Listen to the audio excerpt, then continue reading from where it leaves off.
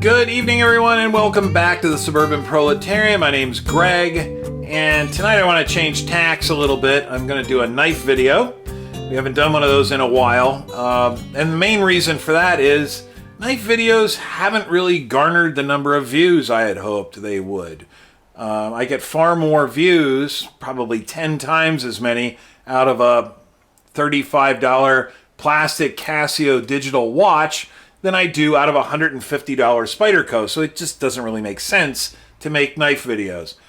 I did buy this particular knife with the express intention of reviewing it on the channel. I thought it would be kind of cool.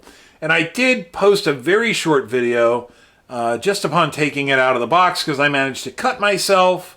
I usually make fun of other people when they buy a new knife and cut themselves, and here I had done it myself. So I made a video kind of poking fun at myself, and of course I got all kinds of comments down below about what an idiot I was, which is fine. I deserved that. But in the intervening year or so, I have avoided making a video about this knife because of the nature of this knife. It's a thorny subject, and I never know how to address it properly, and I've tried making this video about 4 times.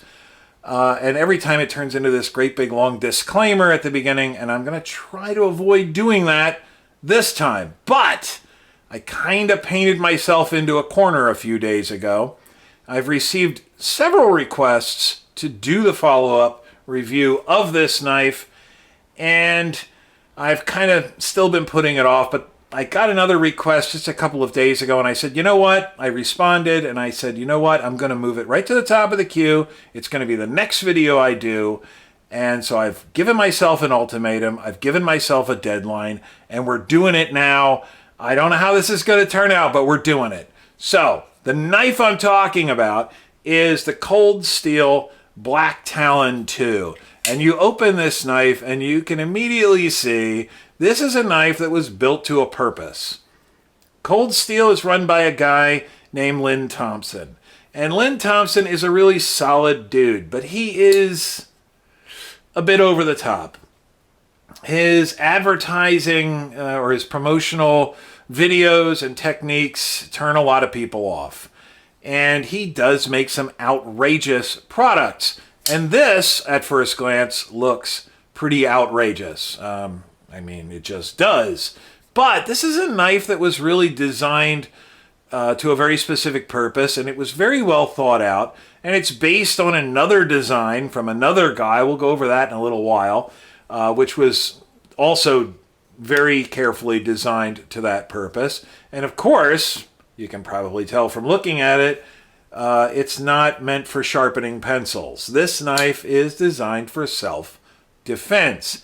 And self-defense with a knife is a very thorny topic, fraught with all sorts of liabilities and yabuts and contingencies, and I don't even know the words, but it's just not easy to talk about, which is why I've had so much trouble making this video.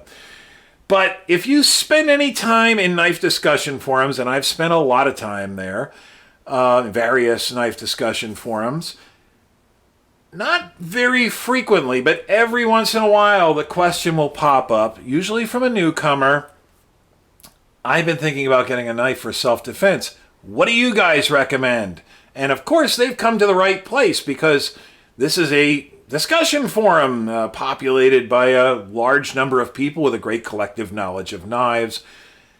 And it's a legitimate question, believe it or not, but it usually devolves into this mess. I always see this question pop up and I go, ooh, here we go.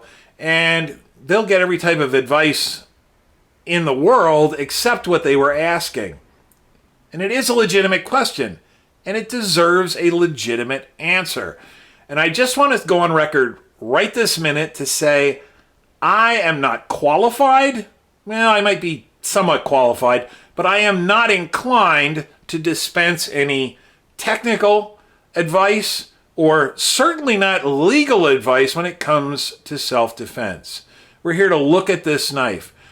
I can tell you 2 things. If you came here just to see the knife, go ahead and scroll through till you see the tabletop portion, and we'll be taking a look at the knife if you're just like a collector or a cold steel guy and you think this is a cool knife. But if you came here to find out if this was the right knife for you to carry for self-defense, I want you to take two things from this video, if nothing else. Two things.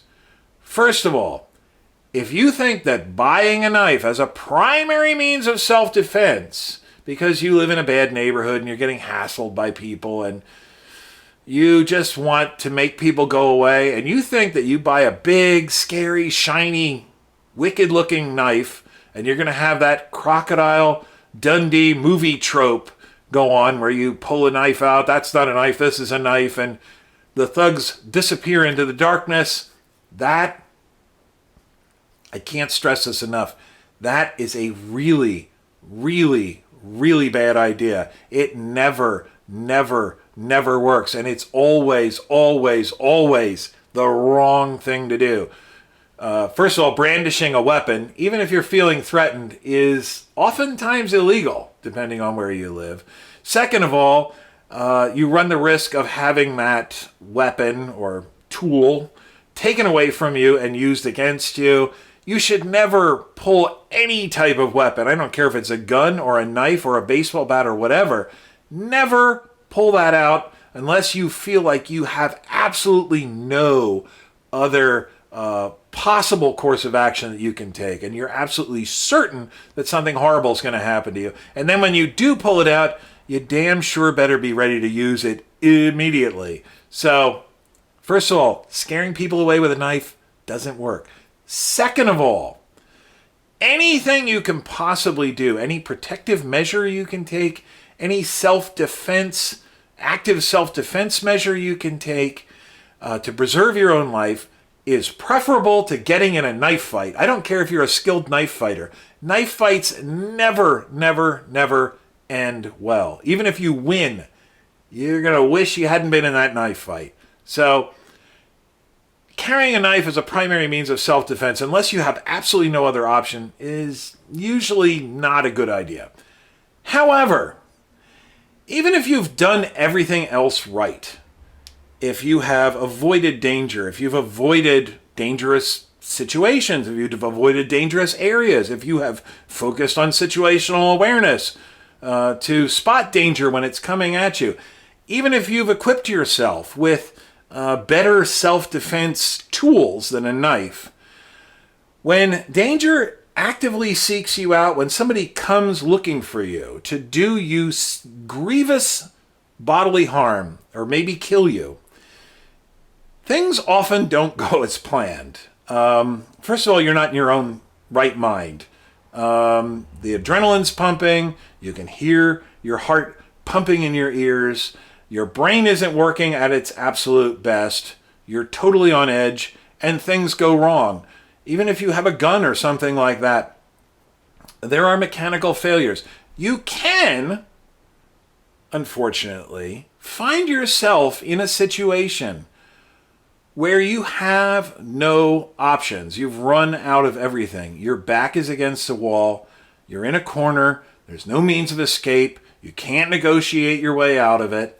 And you are absolutely certain that something really, really bad is going to happen to you if you don't act, if you don't have the will to act.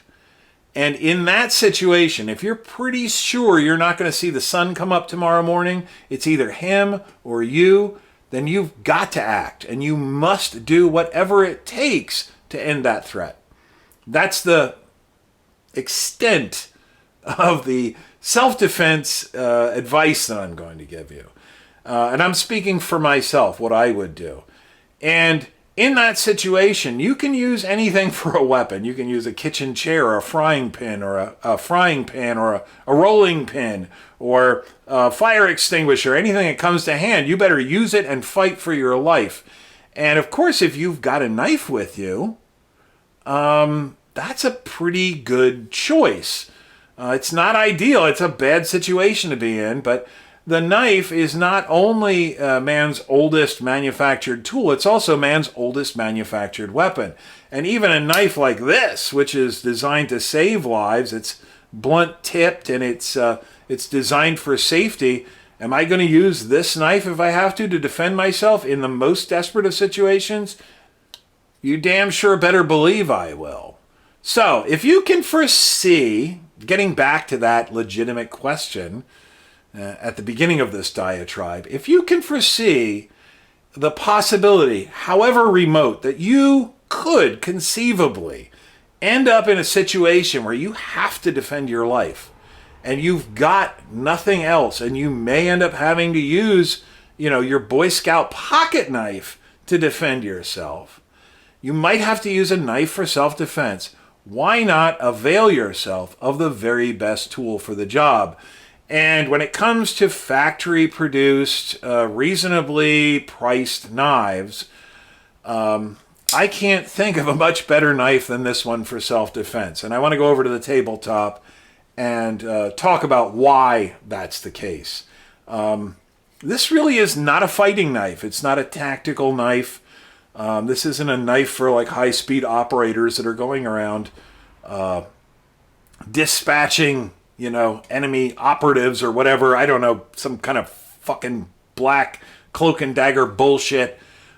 This is a purely defensive knife, and its design is about as good as it gets. So without me blathering on anymore, let's move over to the tabletop and take a look at the Cold Steel Black Talon 2 and what it's all about. All right, guys, so here it is in all of its glory, the Cold Steel Black Talon 2. The first thing you'll notice about it when you take it out of its package is it is not a small knife. It's nearly 6 inches closed length. And when you open it up, the blade is about 4 inches long, plus, I guess the cutting edge is about 4 inches long, although actually it'll be longer than that because of the sort of serpentine recurved design of the blade there, the cutting edge. And it has an overall length of about, wow, almost 10 inches long there. So this is certainly a big, imposing knife. It's got G10 handle scales.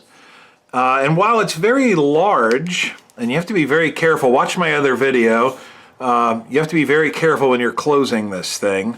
This is a possible design flaw here. That tip really doesn't enter the handle scales until the very last second, and that can catch you.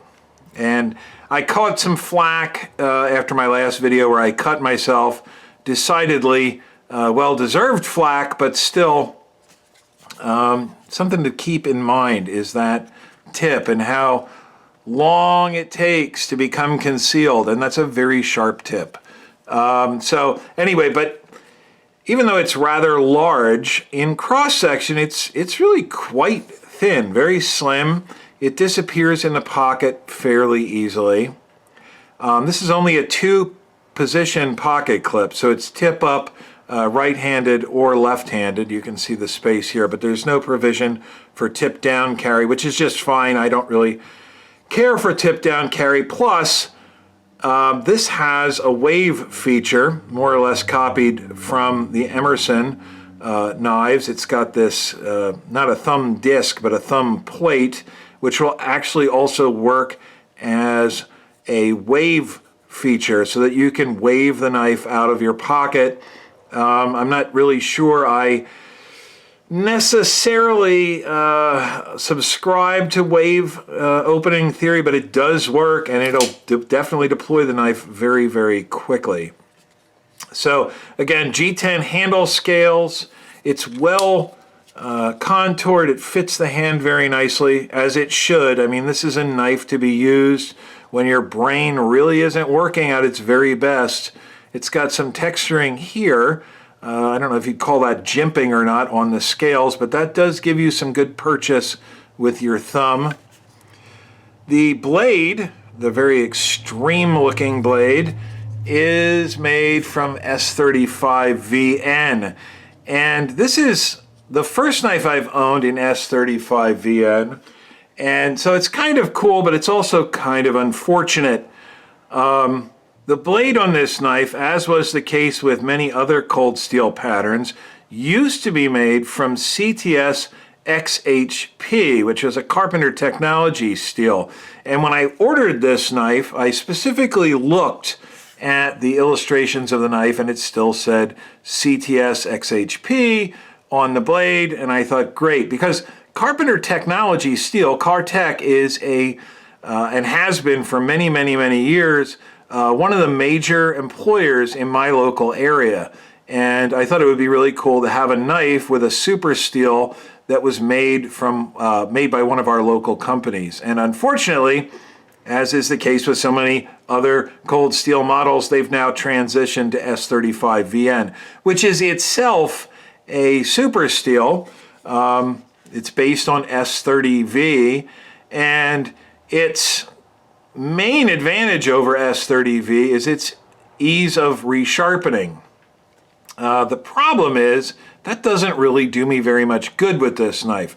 First of all, because this knife is not meant to cut anything except one very specific thing. And you hope that over the course of the life of this knife, you never have to cut anything with it. So the chances of it getting dull and needing to be resharpened are very, very slim. At least for me. I don't know, maybe somebody else will decide to use this as a rigging knife or a carpet knife or something. It would probably be pretty effective at either of those things, but I'm not going to use it. I have carpet knives and rigging knives, and I don't do much carpeting or rigging anymore. So the other thing is that if this knife were to need resharpening, I really have a love-hate relationship with cold steel's serration pattern.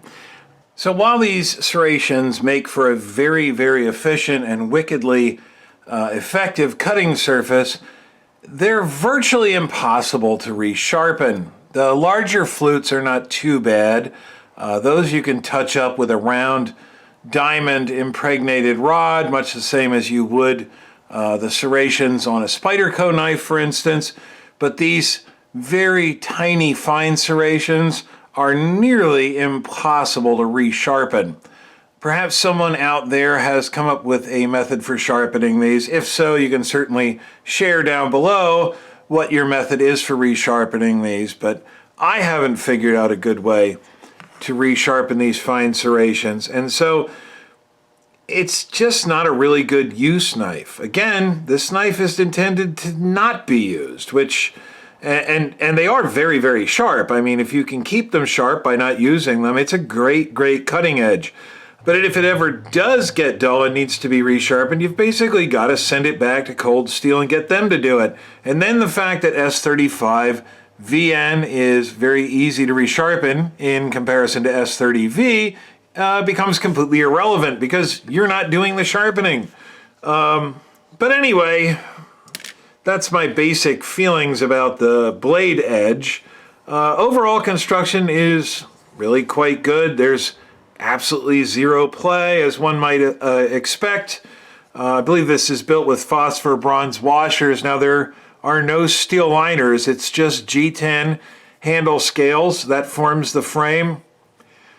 I think then there are phosphor bronze washers and then the S35VN blade. But there's absolutely zero side-to-side play. If there was, you could tighten it up. I don't really advise messing with these screws any more than absolutely necessary. And of course, there's no fore and aft play because this knife, like all of, or pretty much all of Cold Steel's current lineup of folding knives, features the triad locking system, which is essentially a fairly traditional back lock, which is modified by having this stop pin that is interposed between the back lock and this cutout in the blade. There are videos here and also articles online which will give you a very good idea of how the triad locking system works. I'm not going to get too deep into that, but needless to say, it is a very, very strong lockup system, and there's absolutely zero play in the blade. And that's always been one of Cold Steel's hallmarks when it came to folding knives was very, very strong locking systems. They used to do it. This is actually Cold Steel's very first folding knife, the old Shinobu. This had a very, very strong locking system, and for most of my life, this was the strongest locking knife I'd ever seen. And this is just a traditional backlock system. It simply has an extremely heavy spring, and it can take a lot of effort to unlock that. But I mean, once this knife is locked open, I can't think of anything that's going to make it fail under normal use. They used to stab these things through car doors and hammer them into blocks of wood and all kinds of other things you would never think of doing with most folding knives. And of course, this knife is kind of antiquated and rare and is retired in my collection, but I would not hesitate to go out and use this very heavily if I had to. And the triad locking system amplifies that by quite a bit. It's very, very strong. It opens relatively easily. You can open it with one hand. It does take quite a bit of effort. And one factor of the triad locking system is you've really, really got to depress that lever to get the lock bar out of the middle of this triad locking system. So it can actually be kind of difficult to fold the knife. Okay, let's get down to the meat and the potatoes of this review, though. And the question I'm sure some of you have is, where on earth did this design come from, and what is the overall theory behind this blade design? And in order to come up with the answer to that question, we've got to move beyond the Black Talon 2 and actually beyond Cold Steel altogether and take a look at some products from a completely different company that I'm sure you're all very familiar with, Spyderco. Spyderco is a much different company than Cold Steel. Lynn Thompson, the owner of Cold Steel, is a great guy, as I think I've already pointed out. He's a bit over the top, a bit of a showman. Sal Glesser, who founded Spyderco and is still, I think, the director of Spyderco, is a very, very different person. He's also a really solid guy. I like him a lot. I think he's a good guy, but he has a much different philosophy when it comes to knives. Cold Steel has never been afraid to produce knives that are clearly designed as weapons. Case in point. Sal Glesser, who runs Spyderco, on the other hand, is a bit different. He's always focused more or less on tool knives, special purpose sporting knives. They do have a couple of tactical features out there today, like for instance the Paramilitary 2. This is ostensibly a tactical knife, but it's still mostly a field knife. It's a tool. It's not primarily a weapon. And Sal Glesser has avoided that, but he was approached quite a few years ago by some official agency. I believe it may have been the DEA. They've always been a bit hazy about that. They were impressed with Spyderco's knives, and even though Sal Glesser generally doesn't make weapon knives, they asked him specifically to develop a knife. And he put a lot of thought into it and a lot of research and developed a knife called the, wow, this catalog is pretty big, a knife called the Spyderco Civilian. You can see it here all the way on the left. It's still in production with Spyderco. It's quite expensive. As I said, it was built at the behest of a law enforcement agency. Rumor has it was the DEA. And the design philosophy is very clear here. Highly capable blade, provides fearsome cutting performance even when wielded with gross motor skills and minimum training. And the idea was to build a defensive fighting knife which could be used by people who weren't trained knife fighters and who were in an environment where they couldn't carry a gun, just to have something that would get the job done. And if you look at the blade shape here, very, very similar to the Black Talon 2. And In fact, one of the biggest differences is the Spyderco Civilian and the later Matriarch. This is basically built off of the same pattern and designed to be used in the same way. Both of these have very, very thin, delicate tips. Again, these knives are not really meant to be used except when they absolutely have to be. And Spyderco actually, it doesn't say here in the catalog, I don't believe, but in the paperwork that you get when you buy the knife, it specifically tells you that if you use the Spyderco Civilian or even the Matriarch, I think, for normal work and your tip breaks off, tough luck on you. These are not warranted. The factory warranty will not cover these things for everyday utility type use. And even under their intended use, the general feeling is that this tip is going to end up breaking.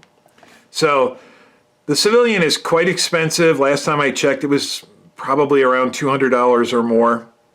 And it's essentially a very specific use item, and it's more or less an extremely expensive single-use disposable item. Because even if you use it for its intended purpose, the tip's probably going to break off and you're going to have to buy a new knife. Now, having said that, who cares as long as it gets its job done? And it's a pretty cool knife. A lot of people have them in their collections, even though I don't think very many people have used them. Well, one person who did care was Lynn Thompson from Cold Steel. He thought he could do a version of the Spyderco Civilian / Matriarch and make it better. And in fact, he didn't rip off the design. I was in a discussion thread in one of the discussion forums, which Sal Glesser was actually participating in the discussion, and he said that Lynn Thompson had contacted him and asked him for his blessing, more or less, to allow him to tinker around with the Civilian design and see if he could make it a little bit better and a little bit more robust. And as I said, although the Civilian is an iconic Spyderco knife, Sal Glesser's not all that incredibly interested in weapon knives, and he said, sure, go ahead. And this is the result. Well, actually, the Black Talon was the result. This is the Black Talon, too. It's a little bit different. And you can see, however, that the design, this blade tip is much, much heavier than in the Civilian or the Spyderco Matriarch. It's made from fairly heavy stock. You could actually use this knife if you could find a suitable purpose for it, and probably not break the tip off. So I guess at the end of the day, you can look at this and say, well, it's basically a severely beefed up Spyderco Civilian. And it's for the same thing. Beyond that, I really don't know what else I can add. It's a really kind of scary looking knife. It's a bit unsettling. It's not the most fun to handle. I did manage to cut myself with it once.